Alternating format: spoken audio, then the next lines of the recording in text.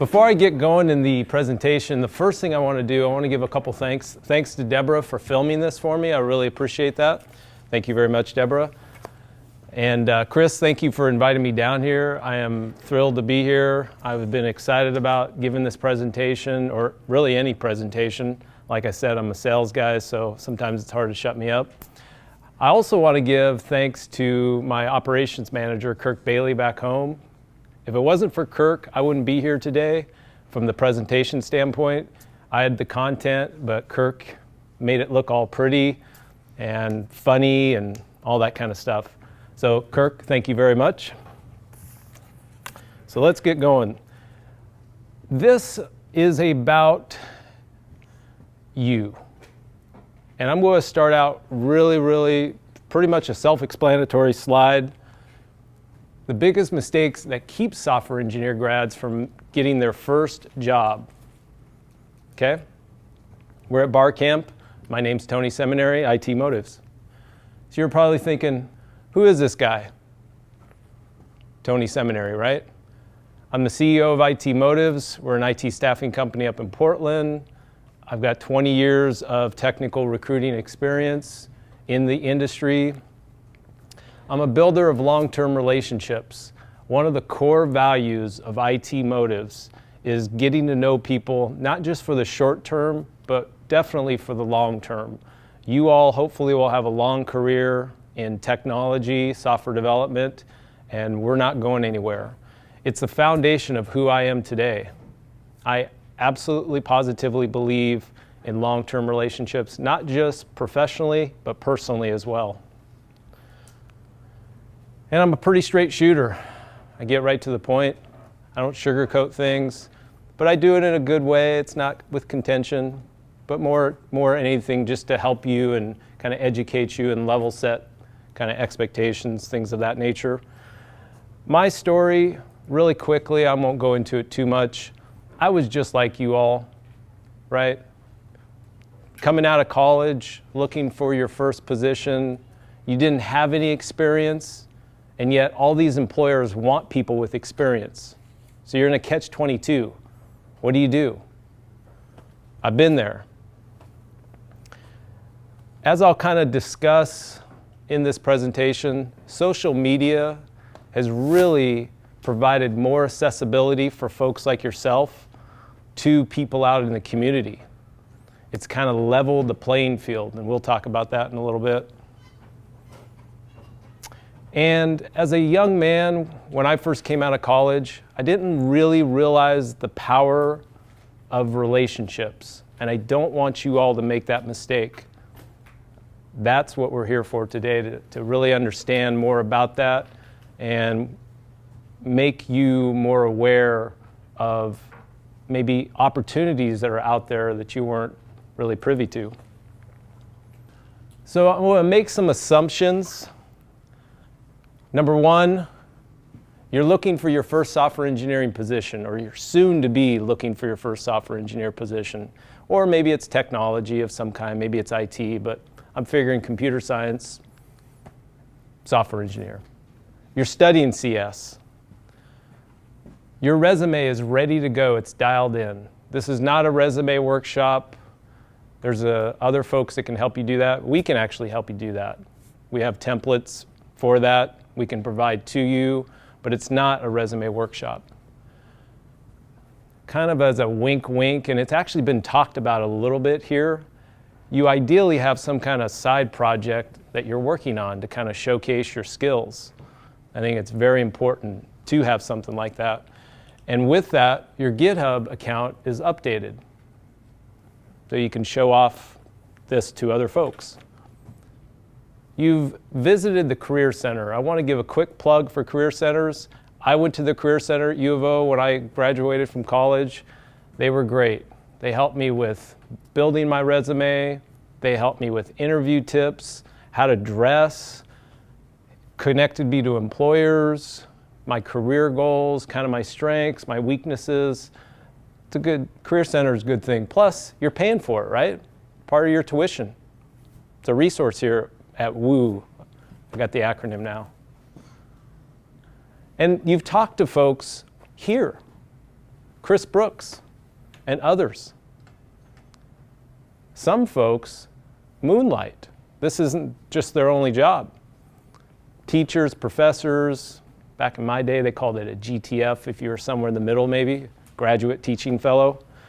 But you've already been talking to them about your current situation. So I'm making kind of those assumptions right here, right now. So you're thinking to yourself, okay, great. You're a recruiter. You can help me find a job. You want to keep in mind things when you work with a technical recruiter. Bare minimum, our clients ask us to find people with about 1 to 2 years of experience, professional experience. Again, I told you I was a straight shooter, right? Not to bring the room down. So it's going to be a little harder for us to help you with your job search. And just watch out for folks that tell you otherwise.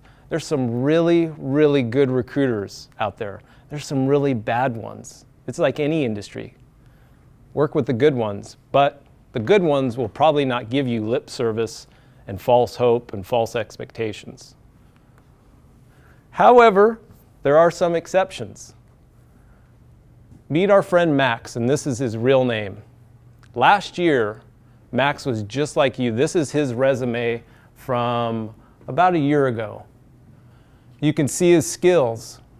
He was getting ready to graduate in August of 2016. About 3 months prior to that, he was ready to go to work. Look at his activities. Look at his achievements. He was leading student developers. He was a Scrum Master. He won a hackathon award. I redacted his GitHub account, but his GitHub account was clearly on his resume. He had about 4 different internships. Max is absolutely vested in his career. He had 2 internships at the same time. It's pretty impressive. And then on top of that, if I want to keep gushing over Max, Max had 4 different types of roles. He wasn't just software. He was front end, back end, DevOps, and QA. By the way, Max, thank you very much for letting me use your resume too. Forgot about that. And on top of that, Max was a tech support at PSU. So if you have a resume like Max's, I'm not even joking. I want to talk to you right after this. I'm serious. We have opportunity. So there are some exceptions. And you know what's interesting, just talking to everybody or listening to people since I've been here this morning, I have a feeling there's some of you that have kind of a similar kind of resume, portfolio. And it's really great to hear. I say all this because I get a lot of resumes. We receive a lot of resumes of folks that maybe are just coming out of school and they haven't really done much. And it's like, okay, well, you need like a side project then, or you need something, right? Again, I know it goes back to that catch-22, but you're your own brand. Nobody else is going to do that for you, especially in this day and age. So you're saying, okay, big deal. I don't have a portfolio like Max's. Doesn't even come close, but yet I'm still getting ready to graduate. Let me show you how to do this. Let me show you how to go and find that position. This is kind of where the rubber meets the road. I was going to put a Tesla there, but I thought, might be a little over the top. I'm not even a car guy, so. The key is networking. It is the lifeblood of your career. And not just now, but once you get your first job, your second, your third, your fourth. Yes, we're talking about your first one right now, but networking is everything. You're thinking, what's that? What's networking? Seems kind of nebulous and, I don't know, a little weird, and my stomach is kind of starting to turn already. By Wiki's definition, I'm just kind of paraphrasing, networking is the purpose of it, is to help people connect like-minded other people and form mutually beneficial business relationships. That's what networking is. This is like a visual representation of a network. Some of you may have heard the 6 degrees of separation, or maybe the 6 degrees of Kevin Bacon if you're in Hollywood. And really, all that is all living things are 6 or fewer steps away from each other. That's all it is. So let's go networking. And the way you do that is you're going to these 2 web apps called meetup.com and Calligator. Calligator.org, by the way. These are your new best friends. Meetup is interesting. They have everything on Meetup. Any interest you have. If you love the Seahawks, there's a Meetup for that. You can go hang out with your friends and go watch games, right, on Sundays. If you want to study giant centipedes in Guatemala, there's probably a Meetup for it. If you want to create one, you can do that too, right? In the spirit of this discussion, we're talking about the technology meetups that you want to be going to. DevOps, QA, Scala, Java, Docker, you name it. They're out there. Calligator, a little bit different but similar. Calligator is kind of more of a Portland-based thing. It was created by developers in Portland, and it's most of an aggregate of all the tech meetups in Portland. So for the most part, everything that's on Calligator is probably going to be on Meetup, but not always, and not exactly vice versa either. But between these 2 web apps, this is where you will build your network. Very simply, just a quick series of slides, meetup.com. You type in tech, you get all of these different, meetups, Chick Tech, Women Who Code, Portland React.js. You just go to Chick Tech, it takes you to PDX Women in Tech. You go and RSVP right there. There's a wait list, like tomorrow night they're having a dinner somewhere in Portland if you scroll down. And with that one, you have to, put yourself on the wait list, and hopefully other folks may fall off, and then you get to go. So very simply, that's how you kind of scroll through the meetups and the meetup pages. User groups, same thing, it's networking. It was interesting, I heard Daryl up here talk on the panel. He's like, I don't even know if they use the words user groups anymore. Yeah, they probably don't too much, but I kind of still do. I guess I'm more analog than digital. Essentially, they're where you build your network, right? They're people just like you. It's typically a particular kind of technology. If you're going to the React meetup, you're probably not going to learn too much about Angular, and vice versa. Anybody can join. Very open, very inclusive. All have regular meetings. To give a plug to the .NET user group up in Portland, which is actually, they have their meetings in Hillsboro. They meet the first Tuesday of every month at 6:30. It's typically the Hawthorne Farm 2 campus at Intel in Hillsboro. So most of them, it's pretty consistent when they're going to meet, so you just kind of can set your calendar accordingly. They tend to be in the larger cities, Portland Metro, Salem, Eugene.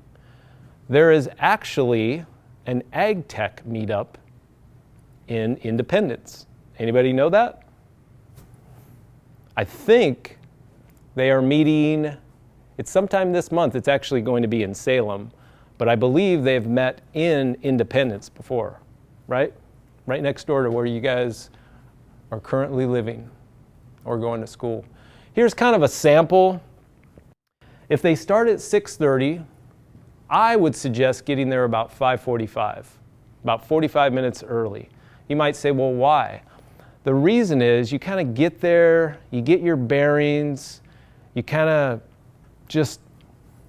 relax, you have something to eat, and then about 6 is when people typically start rolling in for a 6:30 networking event. You just start bumping into folks, introducing yourself, and just talking to people. That's all you're doing. You're making friends. About 6:30, they do the introductions and announcements, maybe the next meetup when that's going to happen. Other meetups that are similar, they'll plug those meetups. Employers will go there and stand up and say, hi, I'm Tony from XYZ company. I'm looking for software engineers. Come find me afterwards if you're interested. So that's a great opportunity for you to go to that person afterwards and introduce yourself, right? Conversely, you can stand up and say, hi, I'm Tony. I'm a recent college grad from Western Oregon University, software engineer, computer science, looking for my first opportunity. If anybody has any leads here in the audience, I'd love to talk to you. Typically, the presentations, they go for about an hour. It's on the topic that's on the meetup, right? They finish up about 8, and then a lot of times folks just kind of congregate right there in the venue area. They'll go up to the presenter and talk to him or her and ask questions. Other people continue to mix and mingle. There's some really good networking that goes on there. Plus, there's a lot fewer people at that time because a lot of folks, when the presentation's done, they go straight home. They just head out the door. Sometimes the networking is at a bar. They may go to a local pub, and they announce that typically and say, hey, afterwards, we're going down to Kells or wherever for a beverage, and you're all welcome to join. That's also a pretty good place to go just to bump elbows with folks, and you don't even have to imbibe. I don't even drink. Just get a Coke or 7-Up or something like that. So that's kind of like the sample schedule of what a meetup user group kind of looks like. It goes by so fast too. Before you know it, it's 2.5 hours and it's time to go home. So what happens at these user group meetings? Like I said, you get to meet people just like you. I've been to user group meetings where, maybe there's one out there called the Young Professionals of Portland. Great meetup, nothing wrong with it, user group. But there's so many people from all different walks of life. When you walk into a meetup from a tech meetup, it's someone probably just like you, or maybe a recruiter, which isn't a bad thing either. Yeah, you get to eat pizza. There's always food at meetups, typically. That's the culture in Portland. And then, yes, there is vegetarian. There's even gluten-free sometimes. Like I mentioned, great opportunity for job leads. You can collect people's contact information. Just ask them, say, hey, I'm in the market. We'll do a quick role play. Chris will come up here and I'll just show you how it's done. And actually going back to that one, a lot of folks these days have business cards. Just simply ask them for their business card. And on top of that, you're there to learn, right? Sure, you might be going there to network and try to find your first position, but it's also an opportunity for you to kind of learn more about whatever Angular 2 is doing or whatever the case may be, and put some more stuff in your kind of your tool belt, so to speak.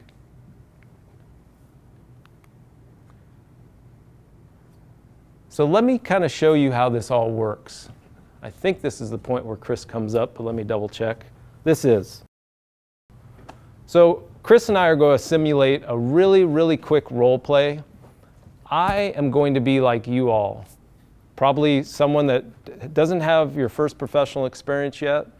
So I'm a new kind of recent college grad looking for my first position. Chris is going to be role playing as a software engineer in the industry, has experience. Just imagine we're at a networking event. There's a bunch of people around, and all of a sudden I just kind of bump into them, right? And hey, I'm Tony Seminary. What's your name? Chris Brooks. Hey, nice to meet you, Tony. Yeah, nice to meet you, Chris. Yeah. How you doing tonight? Good. How do you like the meetup so far? So far so good. It's my first time here. Never been here before, and just trying to make connections and meet new people. Good. Yeah. Where do you work?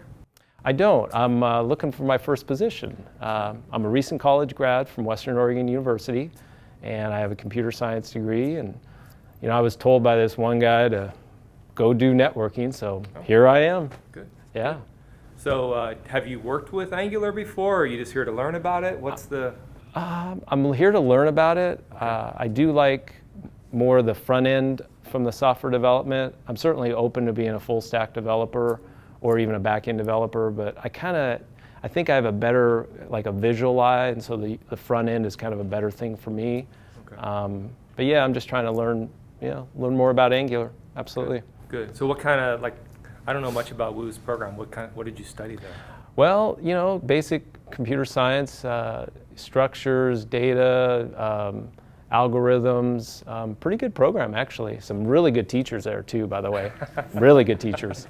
Yeah. So how about you? What do you do? Good. I'm a back-end engineer for Intel. So I'm working on some of the data center stuff that they're doing. Oh, okay. You know, I wish I could help you more. We don't hire a lot of new grads out of undergrad, but let me introduce you to Jan over here, because I know she might be looking for some entry-level folks. Yeah, sure. Do you have a card? I do. Yeah, fantastic. There you Okay, go. cool. Yeah.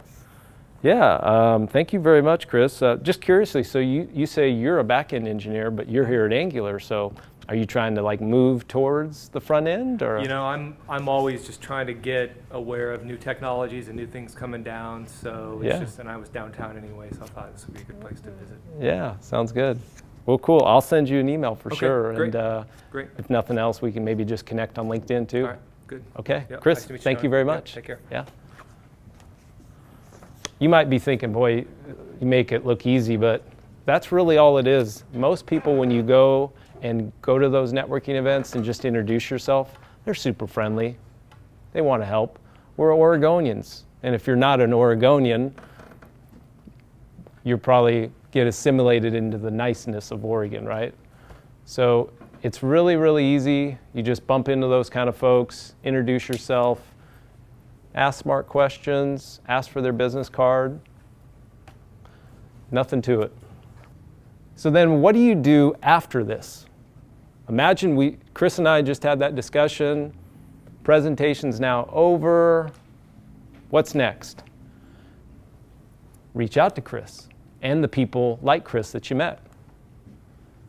And do it within 24 hours. It's kind of my own little rule. You want to be memorable. And no offense, but people are easy to forget sometimes. Right? If you hit Chris up within 24 hours, chances are he's going to say, okay, I remember this guy, Tony. Simply thank Chris for his time. Be courteous, be polite. Send Chris your current resume. Yes, he said that he didn't have any positions or they don't hire recent college grads much at Intel, but you never know. Plus, he had, I think it was Pam, he wanted to refer me to. So he'll take my resume, hopefully, send it over to her. If you feel comfortable, ask Chris for a cup of coffee. Call it an informational interview, whatever the jargon is, and just say, Chris, I'd love to get to know you a little bit better. Be genuine on that. But also, could you give me maybe some career advice? I'm trying to get into the industry. What's it really like being a software engineer? We get taught a lot of theory at, WOU. Now I'm coming into the practical part of this. So I'd really like to know a little bit more kind of what it's like, kind of every day. And be sure to connect with Chris on LinkedIn. LinkedIn, if you're not familiar with it, it's like Facebook, but it's for the business world. It is a super powerful tool. A lot of people get found. You want to be found. You want to connect with people on LinkedIn. Once you connect with somebody on LinkedIn and they accept your connection, then 99% of the time you're going to have their email address by going to their profile once they've accepted your connection, and it'll show contact information. So in the event that Chris doesn't give me a business card or I don't get his contact information, but he was friendly enough, type in Chris and Intel and go find him. I know that sometimes we're taught to all be humble and all that, and you don't want to seem pushy, and no, you don't. But this is your career you're talking about. And this is your first position. It's important. Make the follow-up. Make that happen. I might need your help here, Chris, just because I haven't used this keyboard. But we're going to do a couple quick live demos on Meetup and Calligator. So anybody here signed up? Anybody here not signed up on Meetup? And that's okay if you're not. I need a volunteer. Okay, you're not signed up? Nope. Okay, can we get you signed up? Yep. Okay, is that cool? You can just, yeah, that's cool. We'll get you a password and everything, and then, yeah. We need some Jeopardy music or something. I feel like I'm Alex Trebek up here. There's the Independence Ag Tech Meetup. So Chris, can you click on that? Some of these meetups you can just join instantly, join us. Why don't you click that and see if that will let them join. Okay, you're in. Now very simply, all you got to do, just hit yes if you're going. Guess where you're going to be on May 18th. Got plans. At 5 o'clock. There you go, Mike Parker. Do you want to bring a friend? Oh yeah, Paige will join me. All right, Paige and Mike, there we go. Okay. The nice thing about this too is if you go to the export button, I'm big on the whole calendaring thing, and you can download it to your calendar, whatever one you use. You can also, can't you sync it to your Google Calendar and it'll just automatically show up there? I think mine does that. I'm a Windows guy, sorry. Yeah. Because I got I'm the 1%er. Yeah. Maybe 2%er. So a drone, this actually sounds really cool. Yes, this is actually a really good Having a meetup. drone. Right here in your own backyard. All right. Actually, I think they typically meet in Independence, but I guess this one's in Salem. How about calligator.org, por favor?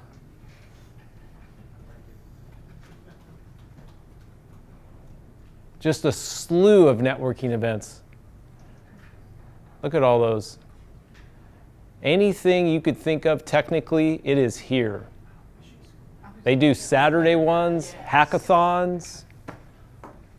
Again, most of them, they're free. You got pizza, you got like-minded people, you got nice people, you got experienced people. If you lived in Portland, you could be at a networking event every single night of the week, easily.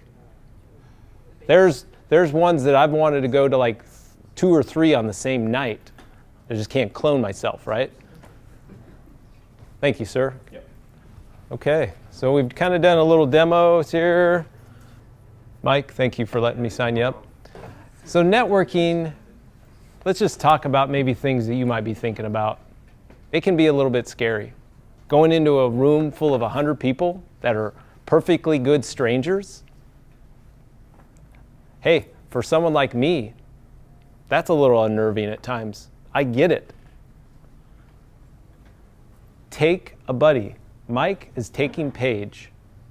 This will prove to be a good networking event for him, because I know it's his first one because he doesn't have a Meetup account until just 5 minutes ago. So that is the very thing to do. It doesn't matter if it's a friend, if it's a significant other, if it's a fellow student, software engineer, doesn't matter. Take somebody else when you first start going out, if you think you need to. You may not need to. If you want to go solo, that's fine. But if it helps you, then do that. That person will be there just for moral support. There will be times when you're going to have that awkwardness where you've talked to somebody, they move on, and then you're just kind of sitting there and like, nobody's talking to me. You're just kind of going like this. I feel really weird. I'm starting to sweat a little bit. Okay, I'm going to check my phone. Okay, take a friend. The byproduct of going to these user group networking events, whatever you want to call them, it increases your communication skills, your soft skills. It's huge in this day and age. Very, very important. If I could describe Portland's software development community in one word, I would use the word collaboration or collaborative. When I go and talk to clients and they ask for software engineers, they're like, give me someone that can play nice in the sandbox, works well with others, easy to talk to, empathetic, right? Can see it from somebody else's point of view. It's so, so important. It will help you out just from that standpoint alone. The other byproduct, you're going to make friends. I've been doing networking for seemingly forever. And when I first met Chris, he was not even an acquaintance. It was just the first time of just getting to know him. But over the long term, Chris is a close friend. It happens. That's the nice thing about going out there. And then when you continually go, then you see some of the same people over and over and over. They become part of your circle, your community, the tribe, I heard it was said earlier. Man, I would say this over and over and over if you let me. I said it a little bit. Once you get your first job, now imagine you've gotten your first position, kind of futuristic. Don't stop networking. You're one bad day away from losing your job. That's the reality of it, and it's going to happen, right? You're going to get laid off. You're going to get fired. You're going to quit, right? It's going to happen. This is the world we live in. You want that network fresh. And also, you continually learn. We have this one client that actually used to ask us when we would submit resumes, where did you meet this person? Did you meet him at a networking event? Because if we did, their resume went a little bit closer to the top of the pile. Because in his opinion, people that go to networking events are a little bit more invested in their career. It's not easy work going to this. You work a full day, right? And then you're saying 3 more hours of work? Okay, maybe there's pizza, maybe there's beer, but it's the last thing I want to do. I want to go home and lay on the couch and watch Sports Center or whatever, reruns of Law and Order. That's what I do, actually. But it's like, you've got to keep that network fresh. That's the reality. One last thing I'm going to leave you with, and this is kind of an offer, if you will. My team, we go out and network like mad. We're out almost every night of the week at some event, some technology event, DevOps, QA, whatever, IT, whatever. We're there. We're a presence. I go out to them. I extend the invitation to any of you. If you want to go and you see me on the RSVP, hit me up. You've got my contact information. Say, Tony, I heard you speak at WOU. I'm going to wherever. I'll be happy to be the person that kind of is there for you. The +1, your buddy. That's right. I'll be your buddy. And I will happily introduce you to other people. No problem. At IT Motives, we're open networkers, right? We want to get you folks kind of into the ecosystem, as we call it. We're there to help you. We may not be able to directly help you, but we can indirectly help you. We know a lot of people.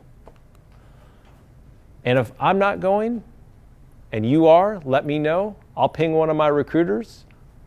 They have the same mentality I do. They're to help and to share and further your career. So if I'm not going, ping me. If you are, I'll put you in touch with somebody else on my team. And they'll do the same exact thing that I would have done for you. Any questions or comments? I know I just gave you a lot, and I know that, again, I know it's probably maybe a little bit out of your comfort zone, and that's okay. That's okay. I've always been told, what's the quote? Whenever you get uncomfortable, that's where growth happens. Kind of a similar question that I asked when I gave a talk yesterday. For the graduates here at WOU, and I know it's similar across most graduates, but I know at least here at Western, we have a little bit more of an applied program. And so as a recruiter, as talking to potential employers, how do we really showcase those projects that we've worked on? A lot of times we work on more teams maybe than some of the other programs. We do more programs. I think there's a group of us here that are working on like a Mozilla project right now. And so we're working in the field, but we're still seen as the fresh recruits. Maybe we have a lot, they assume with theory, but no necessarily no actual experience, and we've worked to kind of develop that. How are we, even just in talking face to face, how should we present that as knowledge without saying, hey, I just graduated, I must know everything, and coming across that way.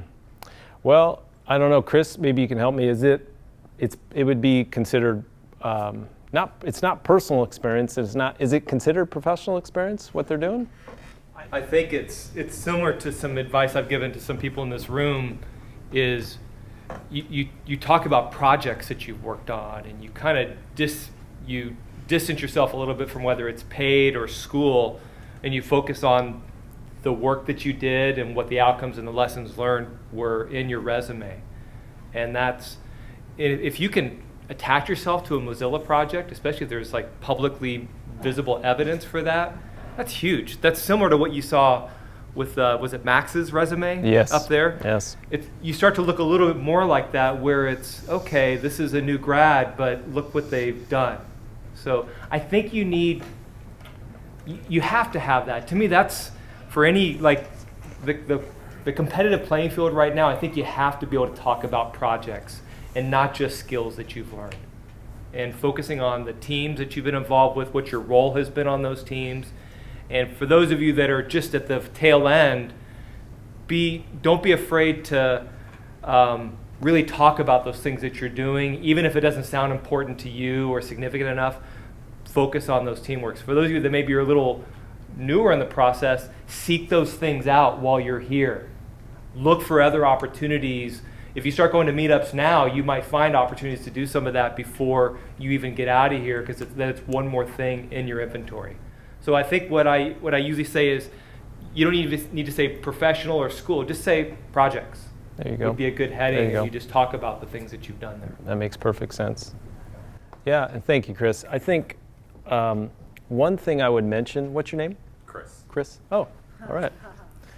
One thing I would mention, Chris, is this is kind of on topic just a little bit, and a little bit maybe off, but when you're interviewing for a position, we have this one client, I know him so well. One of the kiss of deaths for an interview is, yeah, this is what we did, this is what we did. And you keep talking high level, like the group. He wants to know what you did, right? What was your role? Kind of what Chris just said. So keep that in mind when you're out there talking to folks. But be specific, and and also be honest about what your role was.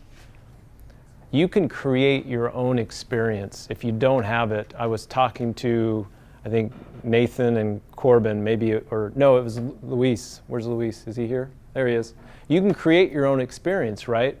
If you don't have it and people want it, how do you get it? Everybody's talked about it here. You got to have a portfolio. I'm not saying necessarily like Max's, it'd be nice, but at least something. To have a computer science degree and nothing else, no projects, no GitHub, no internships, it's going to be tougher. That's the reality of it. You've got to want it. You've got to be invested in your career. And this is part of it. And I didn't get any questions, so I feel like there's like oh crap, I don't want to do that. I don't want to go out there to talk to a bunch of strangers. But that's one of the ways. That's a really common way to go out and find positions. Yes, sir. I've heard you've been talking about some of your clients and the things that they're looking for in the potential employees, and I've heard here through the rest of the day about talking about projects and talking about interpersonal relationships. Is there any other part of a potential employee that interviewers are currently looking for, maybe something that's not quite so, I don't know, I guess anything that we've talked about here today, like something a little bit smaller, more niche? Meaning like what else they might be looking for? Yeah. Well, I guess I'd say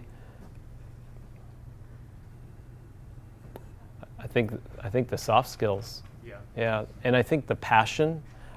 Again, talking to clients all the time, I want someone that's passionate and I want someone that's collaborative, but they really want that. Everybody wants that. Are you that? They'll find out, they'll figure it out pretty quickly in the interview if you are or if you're not. The way you say things and how you say them, if you worked on a team, did you have, here's a big one. You work together on a group, right, Chris? How did you resolve conflict? We just decided that it was okay to argue about something and come to a conclusion, and next day it didn't matter how intensely we argued. It was that's the next day. You've moved on, moved forward with the project. Yeah. Those are kinds of questions you'll get, because if the same client that the kiss of death is talking about, you know, as part of the group, where he wants to know specifically what you've done. The other one is when you say, well, I've never had conflict, or I've never had a failed project. You're a little young maybe to have failed projects, but conflict is across all ages, right? And so if you say, no, I've never had conflict, or when you get experience, you've never had a failed project, they're going to say, well, you've never either taken a chance or you're absolutely lying to me. So either way, it's not something I'm not interested in. And if I were interviewing you, what I would say next, oh, tell me about it. Tell me an example. And so you should have that, and that's that conflict on a team. You're probably going to get that question. Somebody will ask you. You should have practiced a narrative and a story of an exact example of what happened, how you contributed to resolving it, and what life was like after that, and how that improved the team dynamic. Not speaking in abstract, like when we had problems, we talked about it. It's like, no, give me the exact story. Tell me, what was the conflict? What was your position on it? How did you guys, were feelings hurt? Did you have to go buy pizza for somebody? All that whole narrative, those details are what do you agree? That's what they want to see that. Totally they want to agree. hear that. And the best way to be prepared for that is to write that out ahead of time. Get those stories ready. Like, I think you need 3 to 5 stories. Find 3 to 5 stories that you have ready to tell related to your experiences working on those projects. Mm-hmm. Make you think on your feet. That's also, if we take it back to this, you think on your feet when you're at a networking event. You kind of go in with an idea of, okay, I need to be thinking about what I'm going to say and how I'll say it, right? I don't want to sound stupid. Don't want to put my foot in my mouth, which is what I do a lot anyways. It's so important. And I'll say it one last time and then I'll close here. Don't stop doing it. It's easy to get lazy and complacent, or, yeah, I've got a job now. I don't need to go to ag tech anymore, and I don't want to, right? Especially if you take someone, then they're kind of holding you accountable too. It's like, hey, where you at? You know, I worked all day. So. Okay. Well, thank you, Tony. That was amazing. Thank you very much. Thank you.